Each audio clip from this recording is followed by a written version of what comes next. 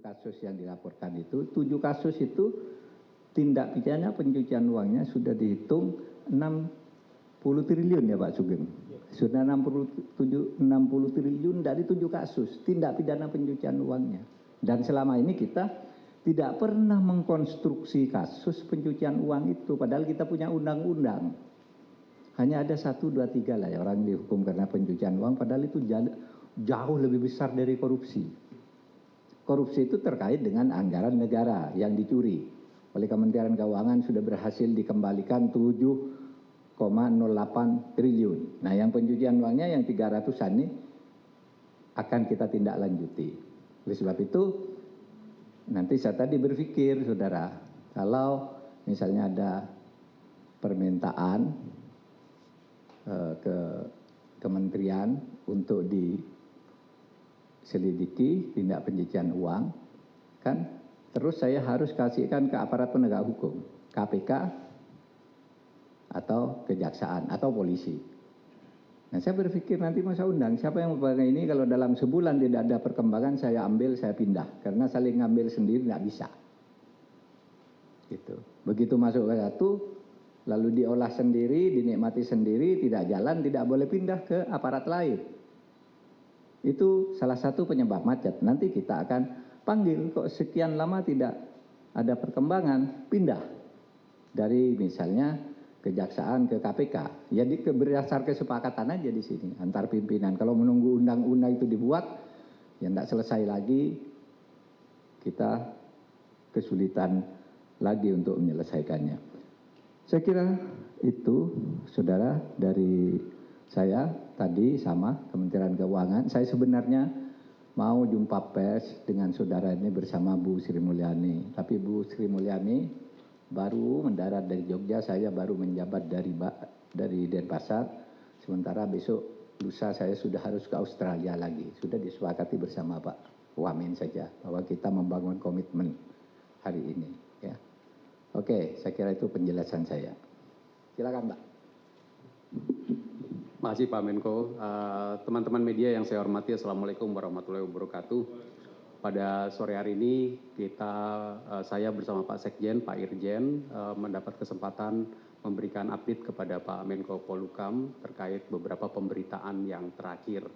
Dan saya rasa ini adalah dengan diskusi yang barusan dilakukan, kita mereaffirm komitmen bersama bahwa di Kementerian Keuangan kami akan terus berkomitmen untuk menjaga integritas seluruh pegawai kita dalam hubungannya dengan administrasi kepegawaian. Artinya apa?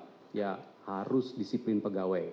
Disiplin pegawai harus ditegakkan, kemudian integritas kita tegakkan terus. Teman-teman sekalian, yang terkait dengan integritas ini, titik masuk salah satunya adalah laporan harta. Laporan harta yang ingin saya sampaikan lagi bahwa seluruh pegawai Kementerian Keuangan wajib melaporkan hartanya di dalam sistem KPK maupun sistem internal Kementerian Keuangan. Ini jalan masuk kita. Sehingga ketika kemarin kita menemukan satu laporan-laporan kasus situasi yang berkembang, itu yang pertama kita telusuri dan kemudian kita buka satu persatu. Teman-teman, yang terkait dengan pencucian uang menjadi satu bentuk yang tentu tindak lanjutnya perlu ditangani oleh aparat penegak hukum. Dan kalau untuk kasus yang kemarin, ternyata ada keluarga yang memiliki perusahaan, ada keluarga yang memiliki harta-harta lain yang tidak dilaporkan, yang terkait sama perusahaan, ya kita buka pajaknya. Dan itu yang kemudian sekarang berkembang sehingga laporan-laporan pajaknya menjadi jalan masuk juga berikutnya. Terkait dengan laporan dari PPATK, saya bisa sampaikan bahwa Kementerian Keuangan dengan PPATK itu memiliki 2 stream kerjasama. Stream yang pertama adalah kita selalu meminta kepada PPATK untuk memberitahu kita untuk individu-individu pegawai yang memang sedang mau promosi, akan mutasi, ada laporan, ada dugaan fraud, kita minta informasi kepada PPATK. Dan ini bentuk kerjasama yang luar biasa yang memang sudah dilakukan secara terus-menerus dengan PPATK dari tahun 2007. Sejak tahun 2007 sampai dengan sekarang ada 266 pertukaran laporan yang disampaikan PPATK kepada kami maupun yang diminta oleh Kementerian Keuangan kepada PPATK. Selain stream pertama itu, yang nanti biasanya itu rinci sekali transaksi dan juga analisis, selain itu kita juga memiliki stream di mana Direktorat Jenderal Pajak dan Direktorat Jenderal Bea Cukai juga memiliki koneksi dan kerjasama langsung dengan PPATK dalam rangka optimalisasi pengamanan dan memastikan hak dari penerimaan negara. Nah, ini biasanya adalah terkait dengan wajib pajak, wajib bayar, atau pihak-pihak yang seyogianya membayar pajak, membayar bea, penerimaan kepabeanan kepada negara. Dan ini tadi yang disampaikan oleh Pak Menko, dari data yang kita miliki sekarang, Kementerian Keuangan melalui kerjasama ini telah dapat merecover, meminta kembali pembayaran sebesar 7,08 triliun rupiah. Tentu ini adalah bentuk dari kita menegakkan aturan melalui pemeriksaan kepabeanan dan juga pemeriksaan pajak. Kerjasama ini juga kami apresiasi dengan PPATK dan tentu akan kita lanjutkan.